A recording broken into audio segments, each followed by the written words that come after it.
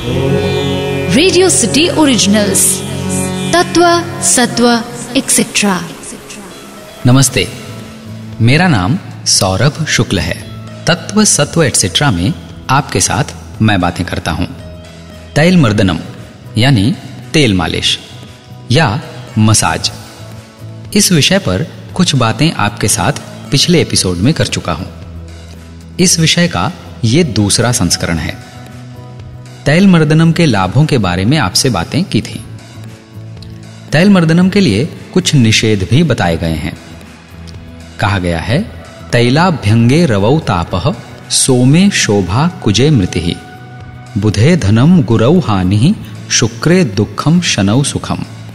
अर्थात रविवार को तैल मर्दनम से गर्मी, सोमवार को शोभा, मंगलवार को मृत्यु भय, बुधवार को धन प्राप्ति, गुरुवार को हानि, शुक्रवार को दुख और शनिवार को सुख की प्राप्ति होती है।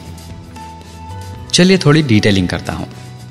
दिनों के नाम ग्रहों के नाम को आधार बनाकर निश्चित किए गए हैं। प्राचीन काल से ही ऋषियों को यह ज्ञान था कि ग्रहों का दिनों पर प्रभाव होता ही है। इसलिए जिस दिन जिस ग्रह का प्रभाव अधिक होता है, उस दिन का नाम उसी ग्रह के अनुसार रख दिया गया। रविवार को सूर्य का प्रभाव अपेक्षाकृत अधिक होता है।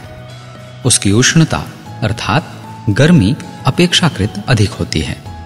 इसलिए रविवार को उष्ण गुण प्रधान, मतलब जिसका गुणधर्म उष्ण यानी गर्म होता है, तेल उष्ण गुण प्रधान होता है, जिसे रविवार को उपयोग करने से शरीर पर गर्मी का प्रभाव बढ़ जाता है। इसी प्रकार सोमवार को चंद्रमा का प्रभाव अपेक्षाकृत अधिक होता है, जो शीत गुण प्रधान होता है। इस दिन तैल मर्दनम से शोभा का बढ़ना बताया गया है।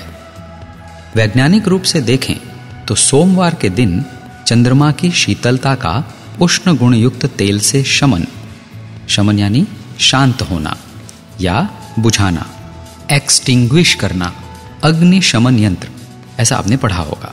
तो शीतलता का तेल से शमन तैल मर्दनम के माध्यम से शोभा में वृद्धि करता है। तैल मर्दनम का दिन या वार के कारण जो प्रभाव पड़ता है, उसका संबंध उस दिन के पर्टिकुलर ग्रह से संबंधित होता है। अब प्रश्न यह है कि क्या जिस दिन विपरीत प्रभाव बताया गया है, उस दिन नो तैल मर्दनम, मालिश नहीं करना है? करना है ना। कैसे करना है वो भी बताया गया है। देखिए, तैल मर्दनम से विपरीत प्रभाव जिन दिनों में पड़ता है वो हैं रविवार, मंगलवार, गुरुवार और शुक्रवार। जिस दिन विपरीत प्रभाव बताया गया है, उस दिन के लिए दोष मार्जन के उपाय, मतलब जिन दोषों के कारण विपरीत प्रभाव पड़ता है, उन्हें दूर करने के उपाय भी बताए गए हैं, जिसे दोष मार्जन कहा जाता है। कहा गया है, रवौ पुष्पम गुरौ दूर्वा भौमवारे तु मृत्तिका गोमयम शुक्रवारे च तैलाभ्यंगे न दोषभाग। अर्थ बताता हूं।